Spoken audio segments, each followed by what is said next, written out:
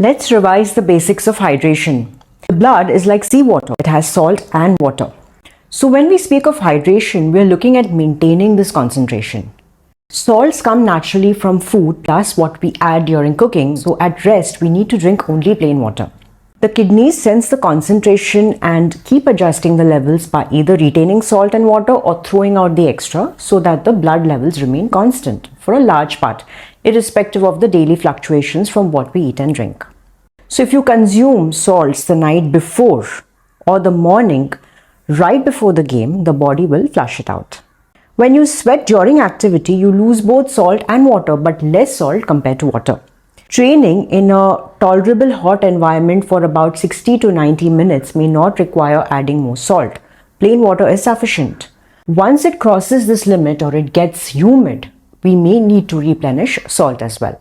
Each athlete has his or her unique sweat rate based on conditioning and heat tolerance, which we call as acclimation, and genetic tendency. For example, salty sweaters lose more salt or you just sweat more compared to others. And so the same formula does not apply to all. This changes further when it gets extremely humid in sports where athletes are continuously switching locations. Dehydration may be a problem even after drinking sufficient water. Hydration to match sweat rate is crucial during activity. We need a pale yellow color pre and post should be pale or yellow but not dark yellow. Check the reference chart. If you're getting a white urine or feel like using the washroom constantly during activity, then you're drinking too much water too quick. What about after activity? Salts are added with fluids only if there is substantial weight loss, for example, more than 2% of body weight with severe dehydration symptoms like cramping, headaches, and a dry mouth. The volume to be replenished is 1.2 to 1.5 times the weight lost over a period of 3 to 6 hours. Weight checks done pre and post training sessions give me an idea about your sweat rate.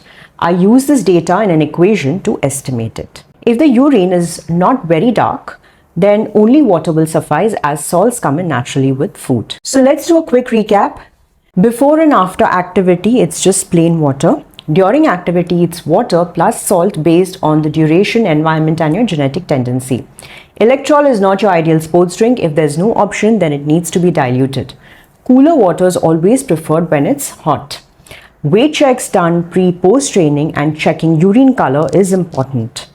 Don't drink from plastic bottles. Please use steel shakers.